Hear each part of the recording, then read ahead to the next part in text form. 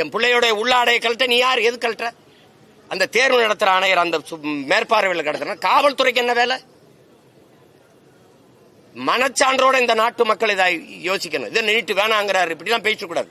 மூக்குத்தி தோடு எவ்வளவு எவ்வளவு எவ்வளவு பெருசு இருக்கும்? மூக்குத்தி அறிவார்ந்த மக்கள் செஞ்சு பாருங்க. இந்த மூக்குத்தி எவ்வளவு பெருசு? இந்த மூக்குத்திக்குள்ள பிட்ட கொண்டு போய் பார்த்தெழுதிட முடியும்னு நம்புதா அந்த சமூகம்? நம்புதா? ஏன் அங்க கண்காணிப்பு கருவி வை, சிசிடிவி கேமராவை வை.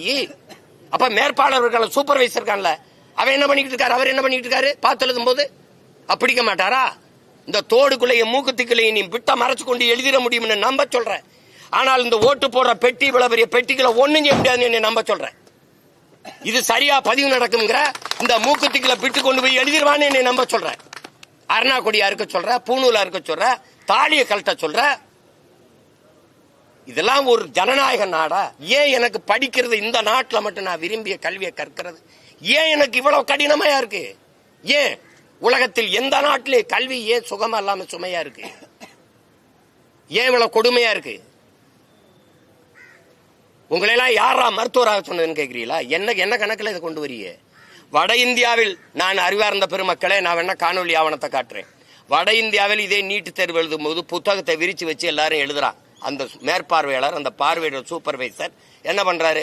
கதவு அடையில் நின்றுக்கிட்டே யாராவது வரானான்னு பார்த்துட்டு இருக்காரு. நீங்க எல்லாம் பார்க்க தவறி இருந்தா நான் அந்த காணொலியை தரேன், நீங்க ஒளிபரப்புங்க. இத்தனை மாநிலங்கள் நடக்கும்போது ஏன் மாநிலத்தில் மட்டும் ஏன் இந்த கொடுமை நடக்குது? தமிழ்நாட்டில் மட்டும் பிள்ளைகளை பொத்தானா இருக்கிறது. இந்த பொத்தானுக்களை பிட்டு கொண்டு வர முடியுமா? என்ன வேலை இது? காவல்துறை எதுக்கு அங்கிருந்து கழட்டுது? மூக்குத்திய போட்டு தரன்ற, இது பண்ற, உள்ளாடைய கலட்டிடுற, வீட்டுக்கு போய் உடைய மாத்திக்கிட்டு வான்ற. இன்னைக்கு ஜவுளி கடையில நீட்டு தேர்வுக்கு ஏற்ப மேலாடை விற்கப்படும் போட்டிருக்கான்.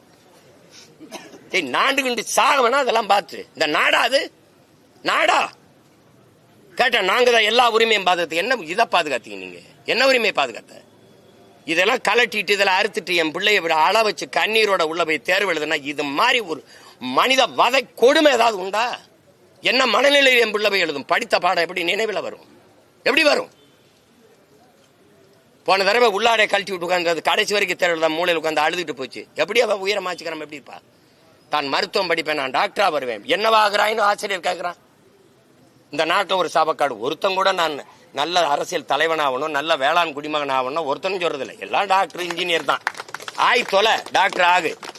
அப்படி கனவோட நான் மருத்துவராவேன்னு சொல்லி வந்த என் பிள்ளைகளுக்கு கடைசி அவன் கூட படித்த நண்பனை, சமூகத்தை, பெற்றோர்களை, உறவினர்களை எதிர்கொள்ள முடியாம தானே உயிரை மாய்த்துக்கிட்டு போகுது. பச்சை பிள்ளைகளை கொல்ற, குடிக்க வச்சு கொல்ற, படிக்க போற இடத்துலையும் தேர்வு விடாம கொல்ற. என்னதான் அது நாடுது? என்னதான் நாடுது?